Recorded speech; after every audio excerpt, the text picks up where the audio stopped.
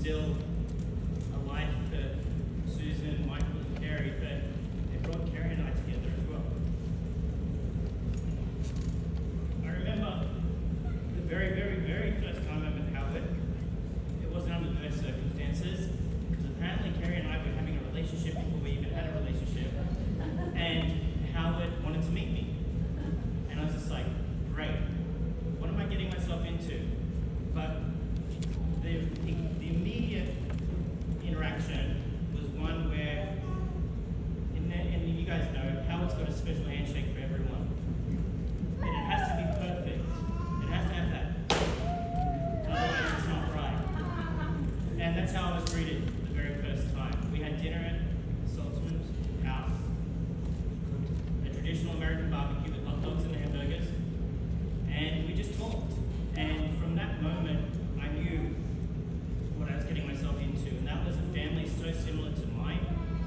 I was fortunate to grow up with a dad that taught me everything I needed to know to be a man.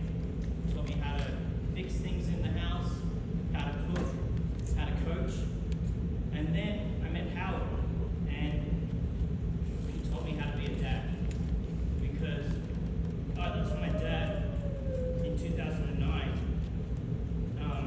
at a young age, but I'd already moved here, so I had my dad in my life for about 24 years.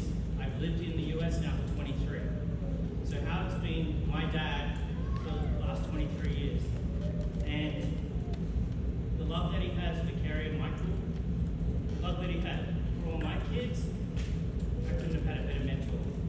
And we would sit and joke about his childhood, going to Tracy Bowl, playing like sandlot games with his friends, the jobs that he had over the summers growing up. I can tell you every one of them. He loaded ice into trains in Tracy. His dad's clothing store, Tracy Bowl. How can you forget Tracy Bowl? One of the things that I always found endearing about Howard is there's only one Pat Walsh, but every time he'd talk about Pat Walsh, it would be Pat Walsh. My friend Pat Walsh.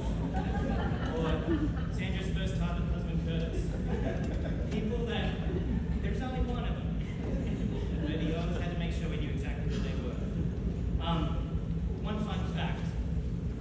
Howard would go to every single one of the kids' sports events. My boys love baseball. I've coached them since they were 4. And yesterday they turned 9. Howard's probably seen them play 60 games. Guess what? He never saw them lose. They were undefeated his entire life. So that's something that the boys can say, Grandpa never saw us lose. So we're going to try to keep that tradition going. But, you know, Michael talks about him and his love-hate relationship with Bay Area sports.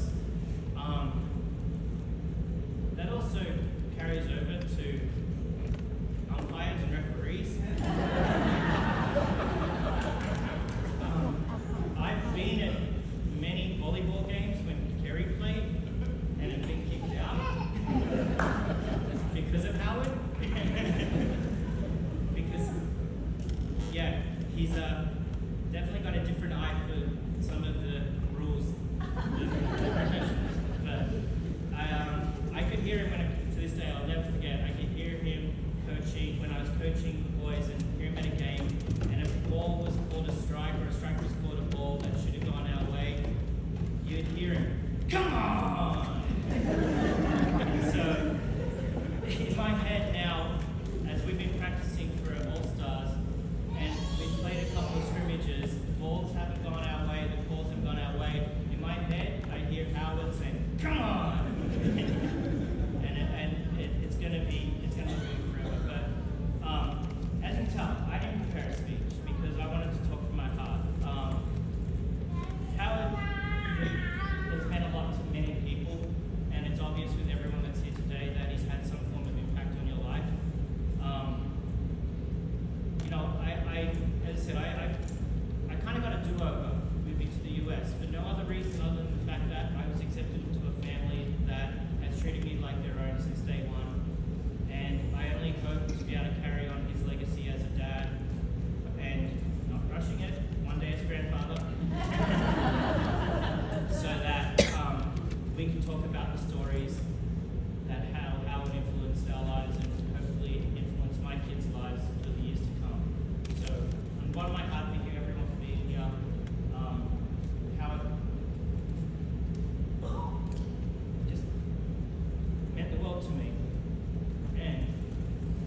sure he's looking down